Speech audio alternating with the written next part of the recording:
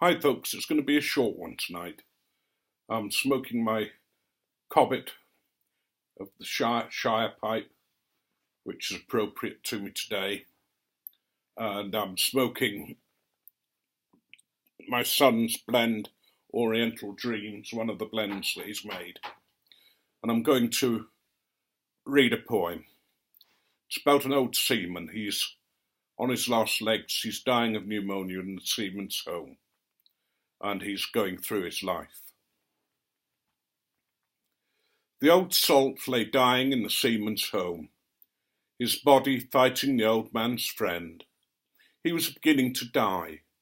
His mind began to roam. To the Magellan, making her way round the Horn. She was fighting the sea and ice all against her. All hands had been called, and the men climbing the rigging in the wind and sleet that made vision blur, and hands freeze to the mast as they worked, giving one hand to the ship and one hand to self. They fought the canvas to gather in the sheets. The old salt, a shanty man, sang of the wealth the crew would gain when they made it home. Now he remembered his first voyage as a cabin boy, on a lugger, seeking the silver darlings, and following the shoals of herring from north to south under Captain Roy, a hard man who pushed the crew to the limit. He'd learnt much about working that ship that year, and what it meant to be a seaman on the North Sea, working the clock round, fighting tiredness and fear, and by hard work gaining respect of captain and crew.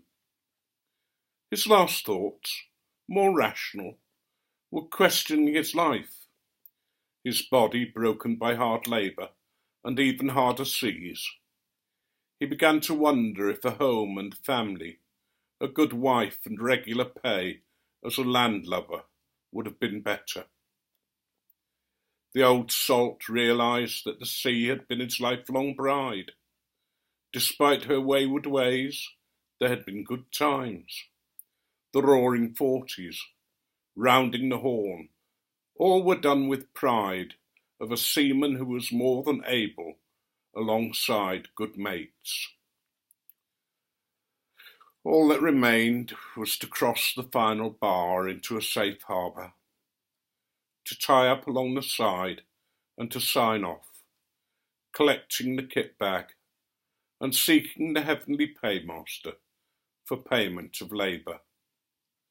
The old salt took his final breath and sought eternal rest. I shall put that down in the bucket so that you've got a chance to read it if you want.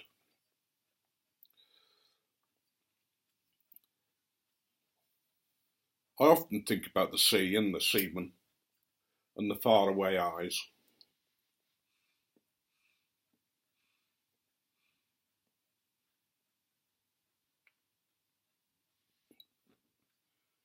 We often pass people in the street and we know nothing about them.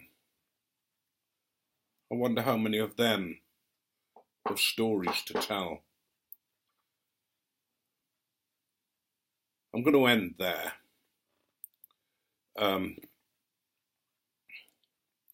I'll post again when I'm feeling more lively and less sombre.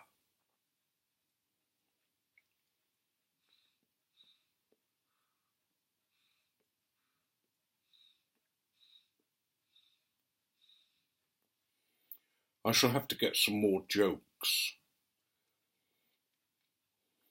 I think I've told this one before, but I think it's worth telling again.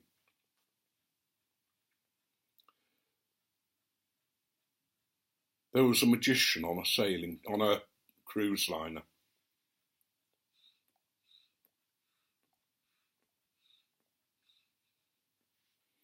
Doing tricks, and the unfortunate thing was that the captain had a parrot, and every trick that the magician did, the parrot would say, "I know he did that, it was up his sleeve." On and on it went. But unfortunately, the ship hit a mine, and there was only the parrots and the magician left, and a table that they were floating on. And the parrot was walking up and down along the edge of the table and kept turning to stare at the magician.